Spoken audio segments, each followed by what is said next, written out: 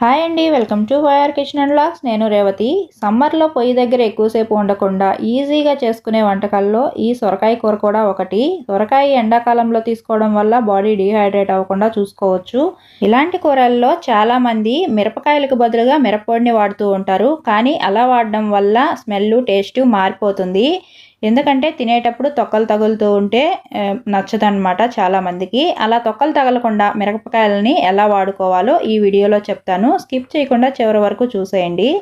ఇక్కడ నేను సొరకాయ కూరను చేసుకోవడం కోసం ఒక చిన్న బౌల్ నిండా కందిపప్పునైతే తీసుకున్నాను. 2 టైమ్స్ కడిగేసుకొని నీట్గా నానపెట్టేసుకున్నాను. పప్పు నీట్గా నానిపోయింది. ఇలా ఒక కుక్కర్లో వేసేసుకొని సొరకాయలని కూడా ఇలా పెద్ద సైజు ముక్కల్లాగా చేసుకొని పప్పులో వేసుకుంటున్నాను. తర్వాత ఒక 2 టమోటాలు, ఒక 2 ఆనియన్స్, తగినన్ని ఎండుమిరపకాయలను కూడా తీసుకొని వేసుకున్నాను. మీ కారానికి తగినట్టుగా మీరు మిరపకాయలను తీసుకోవచ్చు. ఒక 1/2 స్పూన్ పసుపు వేసేసి మూత పెట్టేసి విజిల్ పెట్టేసి ఒక 5 విజిల్స్ రాణించేసాను. చూసారు కదా, పప్పు సొరకాయ మొత్తం నీట్గా ఉడికిపోయినాయి. ఇప్పుడు ఈ మిరపకాయలన్నింటినీ తీసుకొని పక్కన పెట్టేసుకుంటున్నాను. ఈ మిరపకాయలను ఏం చేస్తానో తర్వాత చెప్తాను అనమాట. ఇవన్నీ ఇలా తీసుకొని పక్కన పెట్టేసుకున్న తర్వాత పప్పు గుత్తి తీసుకొని పప్పు మొత్తాన్ని నీట్గా మ్యాష్ చేసేసుకుంటున్నాను.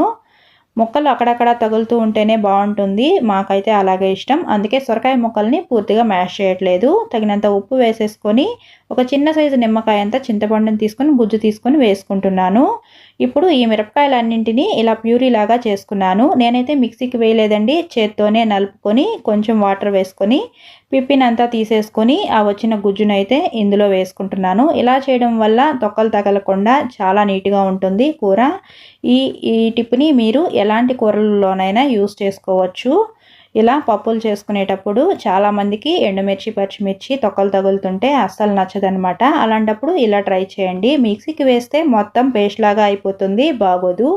ఇలా చేత్తో నలుపుకోవడానికే ట్రై చేయండి.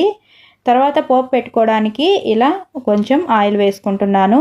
ఆయిల్ కాగిన తర్వాత ఆవాలు, జీలకర్ర, మినపప్పులు, ఆనియన్స్ వేసుకొని అవి కాస్త వేగిన తర్వాత ఇందులో కాస్త ఎండుమిర్చి, కరివేపాకు వేసుకొని అవి కూడా వేయించుకున్న తర్వాత 1 స్పూన్ ఇంగు వేసుకుంటున్నాను. తర్వాత మ్యాష్ చేసుకున్న పప్పు సొరకాయ మిశ్రమాన్ని అయితే ఇందులో వేసేసుకుంటున్నాను అనమాట. ఇలా చేసుకోవడం వల్ల చాలా రుచిగా ఉంటుందండి. ఇంగువ ఖచ్చితంగా వేసుకోండి, గ్యాస్ ఫామ్ అవ్వకుండా ఉంటుంది. ఇంతకీ ఇలాంటి పప్పు కూరలు చేసేటప్పుడు కారం కోసం మీరేం వాడతారు? మిరపకాయలు వాడతారా లేదంటే కారప్పొడి వాడతారా? కామెంట్ చేయండి.